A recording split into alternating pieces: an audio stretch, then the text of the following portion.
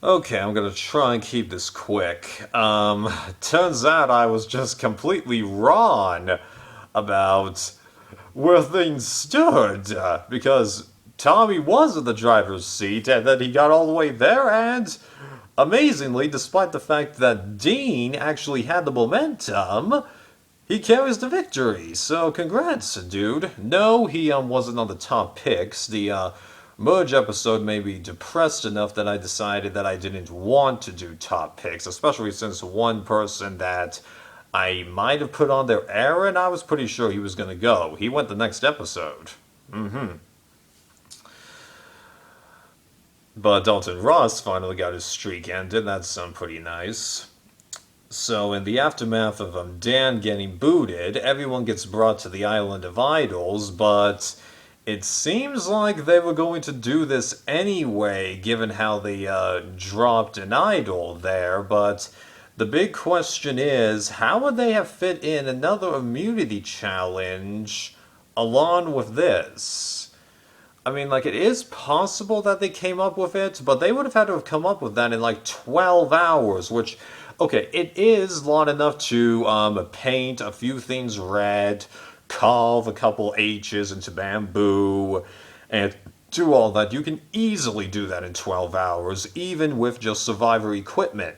But I still really wish I could have figured out what their original plan was, especially if this 11 member jury was going to be a regular thing or not. Huh. Right.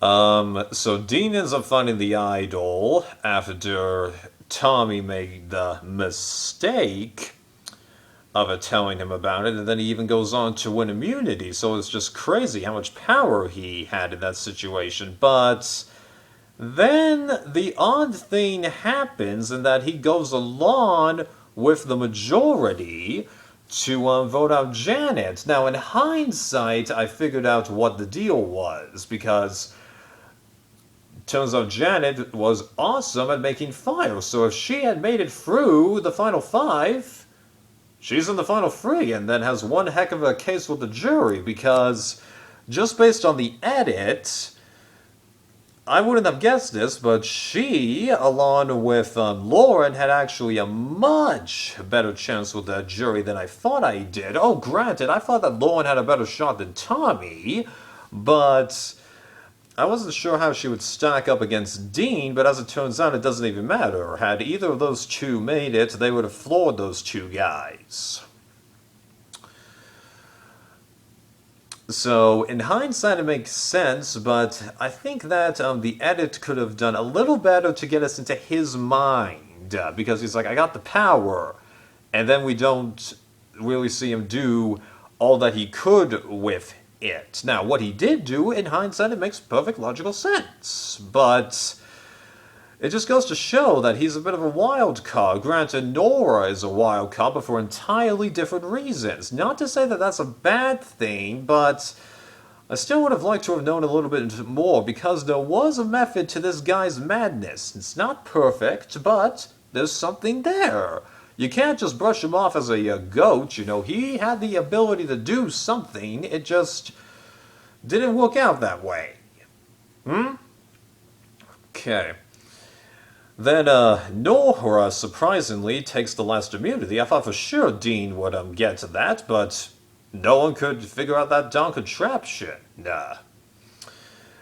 And then Tommy makes the bluff that he can't make fire, which I thought was a dumb move because I thought for sure that Dean was going to win the tiebreaker. Turns out he did, but one, he had the ability to make fire better than he thought he did, and two, Tommy helped him out, although Nora, interestingly, goes to help out Lauren. Now, had this been a normal vote, I honestly don't know how it would have gone, because at first glance it seems like they would have gotten rid of Dean, but based on what happened in the actual episode, I'm honestly thinking it would have come down to a fire-making thing anyway, unless, Lauren tried to vet Dean to vote out Tommy. It's possible, but given how Dean had some more observational skills than the edit made it seem like, I'm not so sure that that would have gone on, and that's just something that I hate. I mean, like, it's possible that Rob Sesternino did this line of questioning to some of them. I wouldn't know, and it takes way too much effort to read through all the interviews that go on for the finale. It's just impossible. If they were to ask these things, that would be very good insight. So it's possible that this Final Four situation would have played out the way it did anyway if it had been a normal vote thing first, and then as for the eventual winner, all depends. Does Lauren win the tiebreaker or not, or is she even participating in it? Because if she's not participating, then she wins. If she wins fire making, she wins the game. So this isn't like heroes versus hustlers and healers. I totally botched that. This is much closer to Edge of Extinction, where this felt a lot more natural, because in Edge of Extinction, obviously the person who would have been oh wait, so this is sort of like it, but I think you know where I'm going with this. That's just way too much math right now, right? But as I was watching that final tribal and going, Dean's got that good momentum on him, but then you even see Charisma, who's one of the people that should be arguing, in favor of Dean, actually criticizing a thing or two about him. And then you have Jamal playing very interestingly in the middle, gets me going, maybe this is going to be closer than I thought. Turns out it was a landslide, and Tommy ended up taking it. Congrats, though, dude. And even though this cast did seem to have some issues, it seems like on the street, fans don't actually mind them that much, which I was a little bit surprised by. Sure, Elaine and a couple of other people mentioned when they got to Ponderosa, things got heated, but by the time the game was over, everyone was like, okay, this happened, let's move on. Although I seriously wonder why not everyone was present at the end, because if I counted the jury correctly, it seemed like only 7 out of 10 were sitting there when the votes were being shown. According to Dalton Ross, it seemed like Jack and Elizabeth weren't there, but there's really no explanation as to why. It could be that they explained it, but I don't really have enough vested interest to look beyond going to the Survivor Wiki and seeing if it's in the trivia page, but I'll sort of just say they didn't attend the reunion.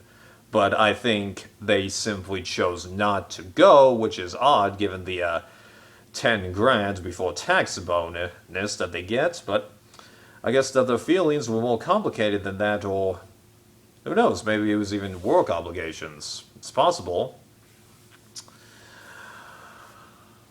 Okay.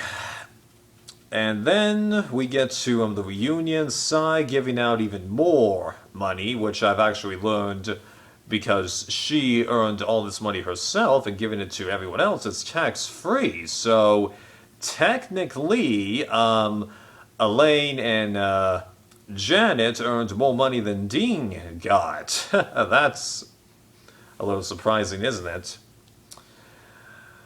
So I really do like that she's doing that, but why did she suddenly increase some of her givings to 100,000? That seems kind of odd. If she was to increase it from like 10,000 to 30,000 and distribute that to several cast members, that wouldn't be a big deal because then it goes up to 100,000 anyway. Well, close enough. So that's really nice of her, but 100,000 to one or more contestants, I don't know about you, but I think that that's kind of overkill. You can disagree with me, and it's her choice to do it. She wants to do it, do it! You want to give to any charity that you're a fan of? Do it! Selfless of you. What? Do it! Okay. I'm not going to talk about next season. I'll make a separate video for that.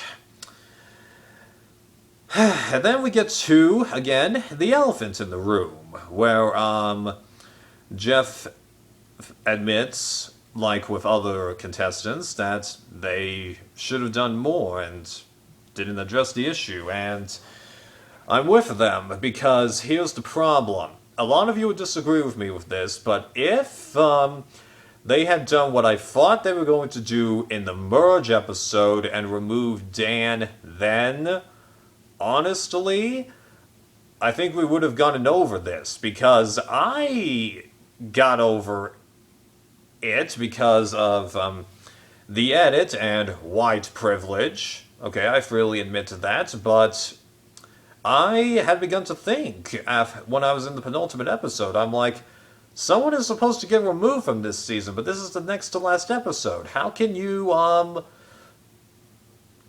set this up and then just BAM! Happens again.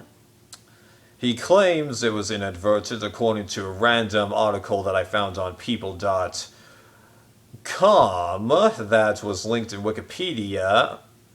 It did not feel genuine, that apology. Did not. And,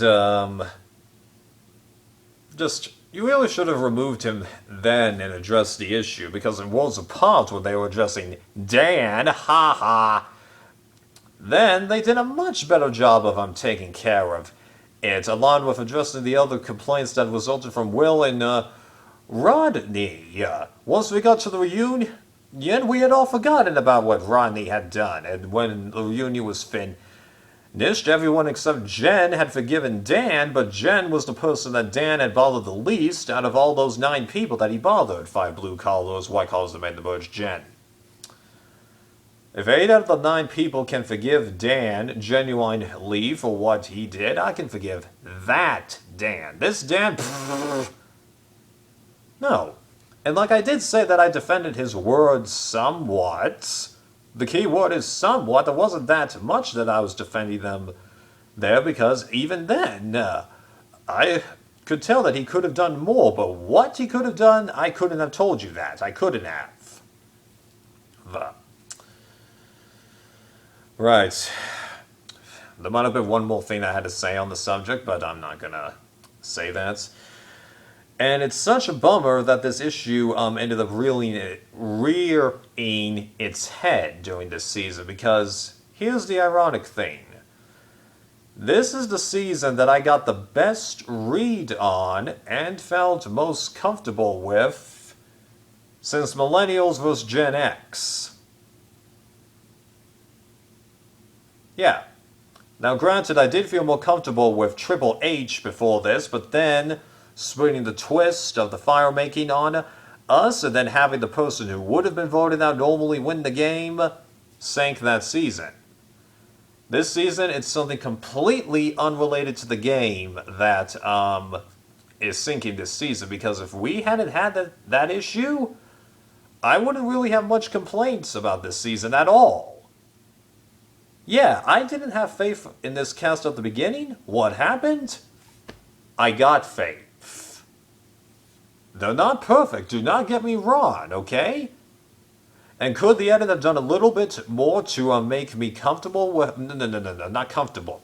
Understanding of the mental dynamics of some people? Yes. But was what we got close enough? Just about. But then you've got that controversy bit that ultimately ruins it, and then while Tommy is a nice guy and a bunch of these other people do have something to offer, it's because of that controversy they're going to get devalued there, despite the fact that I think most people are actually okay with everyone here to some degree. Yeah, those problems, Jamal, Charisma, Nora, Dean being a bit of a goofball. Tommy said it could have been better. But these aren't bad people. Yeah. But because of that thing reeling its head, I'm definitely going to have to drop it a good ways. This is definitely worse than Caramel, but I wouldn't be too surprised if you would agree with me on that, Spanish Fly, if you even still watch my vids. Not complaining. I just know how much you hate that season. And, oh, is this worse than last season? I'm really tempted to say that it isn't, but you're going to have to check down there to be sure. See ya.